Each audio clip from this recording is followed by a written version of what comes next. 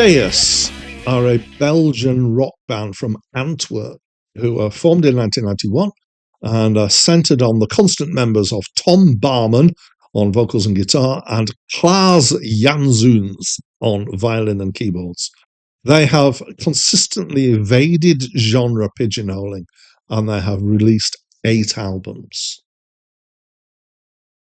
Hi, my name's Dan, and this is a review of the album Worst Case Scenario by dEUS, which was released in the year 1994 and was their first album. This is my first encounter with them. I've seen their name around, but I'm not sure if I've ever heard any of their music before. So this is one of those albums that is hard to describe, and I get them occasionally. Sometimes I've got albums that go, yeah, this is really easy to describe. This is reggae or something like that. And this isn't one of those. This kind of is difficult to describe. Wikipedia went with art rock, experimental rock. Acclaimed Music, which is where I got my list from, have gone with art rock, indie rock. So they both seem to think that art rock is quite important here. Which apparently British media at the time struggled to genre hole it, and I just invented the word genre holing, which is when you pigeonhole somebody into a genre. And they settled on art rock, but apparently their singer Tom was bothered by that. So I take that to mean that he didn't particularly like it. And to be fair, I think it bothers me too. I don't think that this is art rock. And I think that in my head, and my head's a very strange place, I know, that although it has some arty elements to it, which might give you that thought, what I tend to think of as art rock tends to be cleaner in production and feel than this is. This is a dirtier feel. And I'm going to stick my neck out against both Acclaimed Music and Wikipedia and claim that the best genre holing, got my word in again, is alt rock, based on one thing particularly, which is that it reminds me of Eels. Eels are a band that I really do enjoy. And so when I had that thought that, oh yes, it's a bit like Eels, I found it easier to kind of get my head around it, I think. The problem though is that it is pretty varied. So sometimes it's quite REM. Sometimes it's quite Velvet Underground.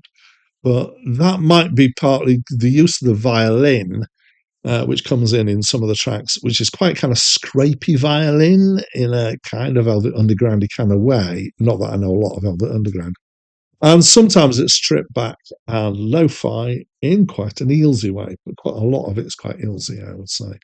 It's experimental and it plunders different styles and sounds.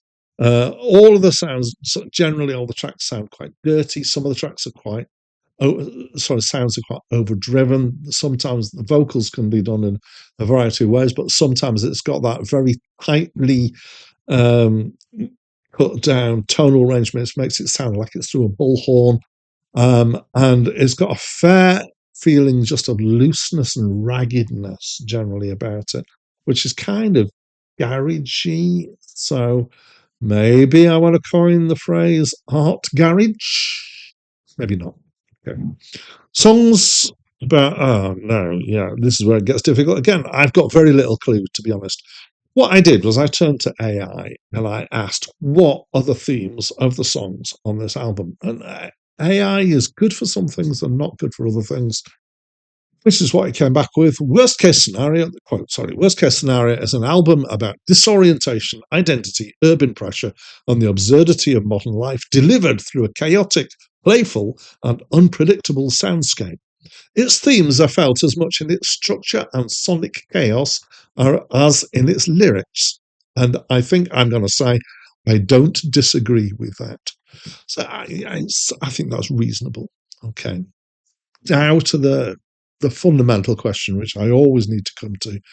Did I like it? Well, there's something that's this varied and mixed. There were some textures I liked and some tracks I particularly liked. The song WCS brackets first draft, I really liked. There's a few others that I really liked, some less. Suds and Soda, which was a single, I believe, less so. Is a bit too much of a kind of quite ragged indie rock sound for me. Generally, though, I quite enjoyed it, and I enjoyed the variety of it, and just kind of the hard to pigeonholeness of it, sort of genre wholeness. So I'm going to stick with my Eels comparison and say that if you like Eels, you may very well enjoy this. And I did also feel that it might reward digging in with several listens. Now I'm trying to rattle off these reviews at a stupendous rate of roughly one a day at the moment. So I don't have time to find an album and kind of settle on it and listen 10 times.